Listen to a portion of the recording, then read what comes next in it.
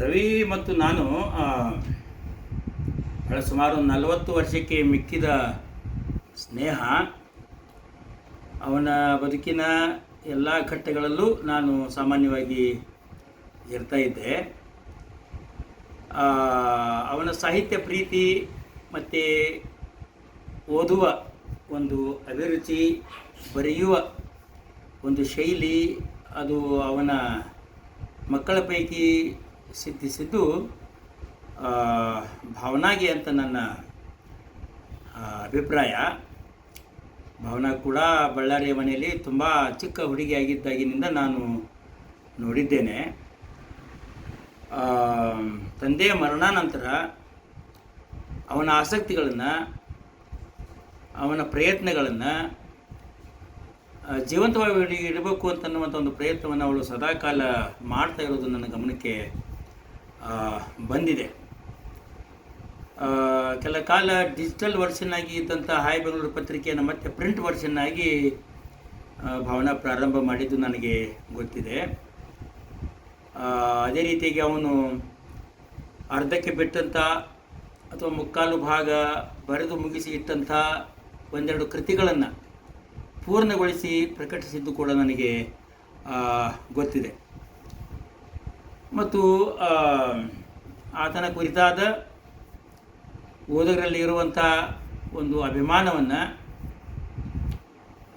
ಜಾಗೃತವಾಗಿಡಬೇಕು ಅಂತನ್ನುವಂಥ ಉದ್ದೇಶದಿಂದ ಒಂದು YouTube channel ಪ್ರಾರಂಭ ಮಾಡಿ ಹಲವಾರು ವೈವಿಧ್ಯಮಯ ವಿಷಯಗಳನ್ನು ಅದರಲ್ಲಿ ಆಗಾಗ ಅಪ್ಲೋಡ್ ಮಾಡ್ತಾ ಇರೋದು ಕೂಡ ನಾನು ನೋಡಿದ್ದೇನೆ.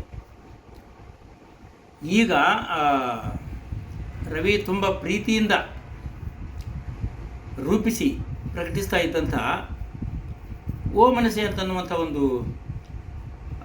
ನಿಯತಕಾಲಿಕೆ, ಅದು ಪ್ರಕಟವಾದಂಥ ಅವಧಿಯಲ್ಲಿ ರವಿ ಬೆಳಗೆರೆ ಇದ್ದಾಗ ಭಾಳ ವಿಶಿಷ್ಟ ರೀತಿಯಾದಂಥ ಒಂದು ಮ್ಯಾಗ್ಝಿನ್ ಆಗಿ ಕರ್ನಾಟಕದಲ್ಲಿ ಅದು ಒಂದು ಜನಪ್ರಿಯತೆಯನ್ನು ಪಡೆದುಕೊಂಡದ್ದನ್ನು ನಾನು ನೋಡಿದ್ದೇನೆ.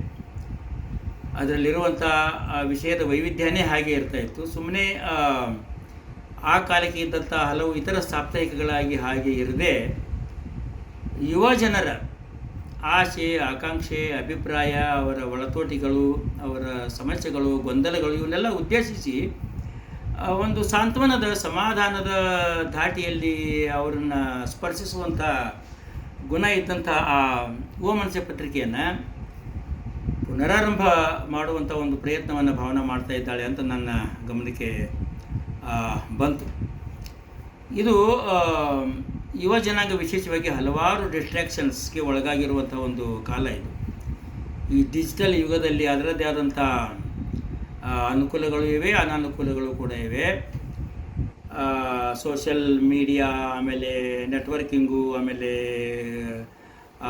ಗೂಗಲ್, ಇನ್ಸ್ಟಾ, ಟೆಲಿಗ್ರಾಮ್, ಫೇಸ್ಬುಕ್, ಹೀಗೆ ಹಲವು ರೀತಿಯಲ್ಲಿ ಜನರ ಒಂದು ಕ್ರಿಯೇಟಿವ್ ಅಭಿವ್ಯಕ್ತಿ ಅಂತನ್ನುವಂಥದ್ದು ಒಂದು ಲೆಕ್ಕಕ್ಕೆ ಸ್ಥಗಿತಗೊಂಡು ಬರೀ ಅದರ ಗ್ರಾಹಕರಾಗಿ ಇರುವಂಥ ಒಂದು ವಾತಾವರಣ ನಿರ್ಮಾಣ ಆಗಿ ಏನಾಗಿದೆ ಅಂತಂದರೆ ಒಂದು ಸ್ವಂತಿಕೆಯೊಂದಿಗೆ ತಮ್ಮ ಅಭಿವ್ಯಕ್ತಿಯನ್ನು ಸಾಧಿಸುವಂಥ ಮಾಧ್ಯಮಗಳು ತುಂಬ ಕಡಿಮೆ ಆಗ್ತಾ ಇರುವಂಥ ಒಂದು ಕಾಲದಲ್ಲಿ ಈ ಪ್ರಯತ್ನ ಓ ಮನಸ್ಸೆ ಪುನರಾರಂಭ ಮಾಡ್ತಾ ಇರುವಂಥ ಒಂದು ಪ್ರಯತ್ನ ಏನಿದೆ, ಇದು ಓದುಗರನ್ನು ಓದುಗರಾಗಿ ಆಕರ್ಷಿಸುವುದಲ್ಲದೇ ತಮ್ಮ ಅಭಿವ್ಯಕ್ತಿಯನ್ನು ಹಂಚಿಕೊಳ್ಳುವಂಥ, ತಮ್ಮ ಮನಸ್ಸಿನ ವಿಚಾರಗಳನ್ನು ಹಂಚಿಕೊಳ್ಳುವಂಥ ಒಂದು ವೇದಿಕೆ ಕೂಡ ಆಗಿ ಸ್ವೀಕೃತ ಆಗಲಿ ಅಂತನ್ನುವಂಥದ್ದು ನನ್ನ ಒಂದು ಹಾರೈಕೆ.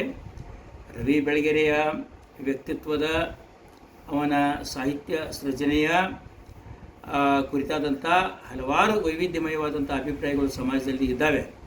ಆದರೆ ಲಕ್ಷಾವಧಿ ಸಂಖ್ಯೆಯಲ್ಲಿ ಓದಿನ ಕುರಿತಾಗಿ ಆತ ಆಸಕ್ತಿಯನ್ನು ಬೆಳೆಸಿದ ತಮ್ಮಲ್ಲಿ ಅಂತನ್ನುವಂಥದ್ದನ್ನು ಹಲವಾರು ಓದುಗರು ತಾವೇ ಸ್ವತಃ ಹಲವು ವೇದಿಕೆಗಳಲ್ಲಿ ಹೇಳಿದ್ದನ್ನು ನಾವು ಕಾಣ್ತೇವೆ.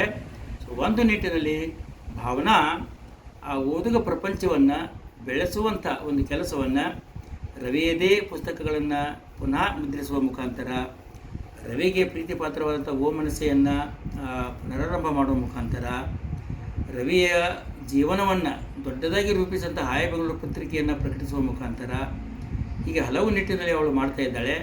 ಅವಳ ಕೆಲಸಗಳು ಯಶಸ್ವಿಯಾಗಲಿ ಅಂತ ನಾನು ಅವಳ ತಂದೆ ಒಬ್ಬ ಬಹಳ ಆತ್ಮೀಯ ಗೆಳೆಯನಾಗಿ ಹಾರೈಸ್ತೇನೆ.